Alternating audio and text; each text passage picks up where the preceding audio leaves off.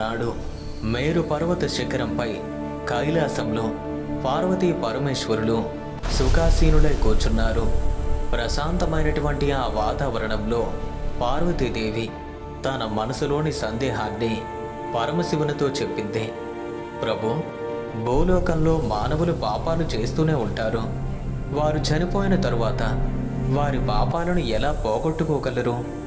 ఒకవేళ భూమి మీద బ్రతికుండగానే ఏ వ్రతం చేస్తే వారికి మోక్షం లభిస్తుంది? ఏ వ్రతం అంత పవిత్రమైంది? దయచేసి నాకు తెలియచేయండి అని పార్వతీదేవి ప్రశ్నించింది. అప్పుడు కరుణామయుడైనటువంటి ఆ బోలా శంకరుడు చిరునవ్వుతో ఈ విధంగా బదులిచ్చాడు. దేవి, మహాశివరాత్రి వ్రతం అత్యంత పవిత్రమైంది. మాఘమాస బహుళ చతుర్దశి నాడు ఈ వ్రతాన్ని ఆచరించాలి. తెలిసి చేసినా తెలియక చేసినా ఒక్కసారి కూడా ఈ వ్రతం చేస్తే యముని భయం దూరం అవుతుంది, ముక్తి లభిస్తుంది.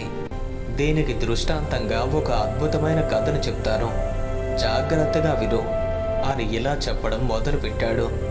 పరమశివుడు పార్వతీదేవితో చెప్పినటువంటి ఆ అద్భుతమైన కథ పూర్వకాలంలో మధ్య దేశంలో ఒక చిన్న గ్రామంలో చిత్రబాను అనే వేటగాడు ఉండేవాడు.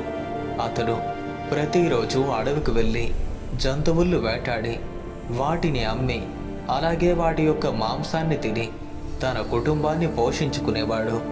చాలా పేదవాడు. తన కూతురు పెళ్లికి కావలసిన డబ్బు లేకపోవడంతో ఎప్పుడూ బాధపడుతూ ఉండేవాడు. చివరికి ఒక వ్యాపారి వద్ద అప్పు తీసుకుని తన కూతురికి పెళ్లి చేశాడు. ఆ విధంగా ఉంది తన పరిస్థితి. కానీ నిర్ణీత సమయంలో అప్పు తీర్చలేకపోవడంతో కోపగించిన ఆ వ్యాపారి అతన్ని పట్టుకుని చెరసాలలో బంధించాడు. ఆ రోజు యాదృచ్ఛికంగా మహాశివరాత్రి. చెరసాల వద్ద పండితులు భక్తులకు శివపురాణ కథలు వినిపిస్తున్నారు. చిత్రబానుడు కూడా ఆ పవిత్ర శివ కథల్లో శ్రద్ధగా ఉన్నాడు.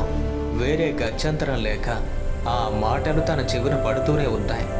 ఇక సాయంత్రం అయినప్పుడు వ్యాపారిని బ్రతిమలాడుకున్నాడు. కాళ్ళ వేళ్ళ పడ్డాడు.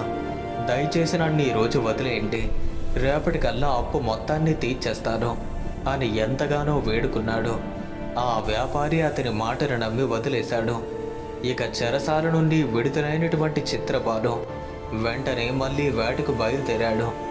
జంతువుల కొమ్ములు, దంతాలు, చర్మం, మాంసం అన్నింటినీ అమ్మి డబ్బు సంపాదించి రేపు వ్యాపారికి అప్పు తీర్చాలి అని మనసులో దృఢంగా నిశ్చయించుకున్నాడు. అడవి అంతా పిచ్చివాడిలా తిరిగాడు. చాలా దాహం మరియు ఆకలి వేసింది. చివరికి ఒక చెరువు దగ్గరకు చేరుకున్నాడు. నీళ్లు తాగి చెరువు పక్కనే ఉన్నటువంటి ఒక పెద్ద మారేడు చెట్టుపైకి ఎక్కి కూర్చున్నాడు. ఓహో, ఇక్కడ కూర్చుంటే ఖచ్చితంగా జంతువులైతే వస్తాయి. జంతువులు నీళ్లు తాగటానికి వచ్చేటప్పుడు వాటిని వేటాడటానికి ఇదే మంచి ప్రదేశం. ఆ విధంగా తన మనసులో అనుకున్నాడు. సమయం కోసం ఎదురు చూస్తూనే ఉన్నాడు. కానీ తనకు తెలియకుండా ఆ చెట్టు కింద ఒక శివలింగం ఉంది. ఆ విషయం నిజంగానే తనకు తెలియదు. ఆ చెట్ల కొమ్మల మధ్య దాక్కోవాలి అన్న ఉద్దేశంతో చిత్రబాను అక్కడ ఉన్నటువంటి ఆ మారేడు ఆకులన్నింటినీ త్రుంచి మెల్లగా క్రింద పడేస్తున్నాడు. అతనికి తెలియకుండానే ఆ మారేడు ఆకులు శివలింగం మీద ఒక్కొక్కటి పడుతూ ఉన్నాయి. ఇది ఆ పరమశివునికి పూజ అయింది. కాసేపటికి చీకటి పడింది, రాత్రి అయింది. అప్పుడే ఆ నీటి వద్దకు ఓ గర్భిణీ జింక నీళ్లు తాగటానికి వచ్చింది. చిత్రబాను వెంటనే బాణాన్ని గురిపెట్టాడు. ఆ విషయాన్ని గ్రహించినటువంటి ఆ జింక వేడుకుంటూ ఈ విధంగా అంది, ఓ వేటగాడా, నేను గర్భిణీని. కొద్దిసేపట్లో నా బిడ్డకు జన్మనిస్తాను. నన్ను చంపితే 2 అమాయక ప్రాణాలు పోతాయి. మహాపాపం కూడా నీకు తగులుతుంది. దయచేసి నా బిడ్డను కనే వరకు ఆగు. నా బిడ్డను కన్నాక మళ్ళీ వస్తాను. అప్పుడు నన్ను చంపు. నీ దగ్గరకు తప్పకుండా వస్తాను అని మాట ఇచ్చింది. ఆ మాటలు విన్నటువంటి వేటగాడికి తన హృదయంలో జాలి కలిగింది. సరే వెళ్ళు, తిరిగి రావాలి కానీ అన్నాడు. ఆ జింక సరే అంటూ వెళ్ళిపోయింది. కాసేపటికి మరో జింక వచ్చింది. మళ్ళీ చిత్రబాను బాణాన్ని సిద్ధం చేశాడు. ఆ జింక మళ్ళీ తనతో ఈ విధంగా మాట్లాడి విన్నవించింది, వేటగాడా, నేను నా భర్తను వెతుకుతున్నాను. అతను ఎక్కడికి వెళ్ళాడో కూడా తెలీదు. నన్ను వెళ్ళనివ్వు. అతన్ని కలిసి మళ్ళీ వస్తాను. దయచేసి నా కోసం కాసేపటి వరకు వేచి ఉంటూ. ఆ వేటగాడి హృదయం మరింత కరిగింది. సరే వెళ్ళు, మాట మాత్రం తప్పకూడదు అని కోపంతో అన్నాడు. ఆ జింక కూడా వెళ్ళిపోయింది. ఇంతలోనే తన పిల్లలతో కూడా మరో జింక వచ్చింది. చిత్రబాను మూడవసారి ఆ బాణాన్ని సంధించి వేయబోయాడు. మళ్ళీ ఆ జింక కూడా ప్రార్థించింది. దయగల వేటగాడ, నా పిల్లల్లో నా భర్త దగ్గర సురక్షితంగా వదిలేసి వస్తాను. పంచభూతాల సాక్షిగా ప్రమాణం చేస్తున్నాను. నన్ను నమ్ము, తప్పకుండా తిరిగి వస్తాను అంతే. ఇప్పటికే 2 జింకల్ని ప్రాణాలతో వదిలేసిన చిత్రబాను ఆలోచనలో పడ్డాడు. నాకు కూడా భార్య పిల్లలు ఉన్నారు. వాళ్ళు కూడా ఆకలితో ఉన్నారు. ఇప్పుడు నిన్ను కూడా విడిచిపెట్టేస్తే నేను ఏమి తినాలి? ఆ జింక మాటలు విని, నువ్వు ఎలా నీ పిల్లల కోసం ఆలోచిస్తున్నావో ఈ జింక కూడా తన పిల్లల కోసం ఆలోచిస్తుంది అని తన మనసులో తనతో తానే మాట్లాడుకున్నాడు.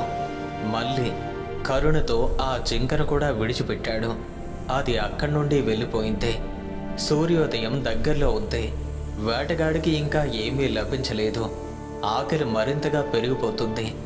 ఇంతలో 4వ జింక వచ్చింది. అది మొదటి 3 జింకల యొక్క భర్త. అది రాగానే ఇలా అంతే, వేటగాడా, ఇప్పటి వరకు ఇక్కడికి వచ్చిన 3 జింకలు కూడా నా ప్రియమైన భార్యలు.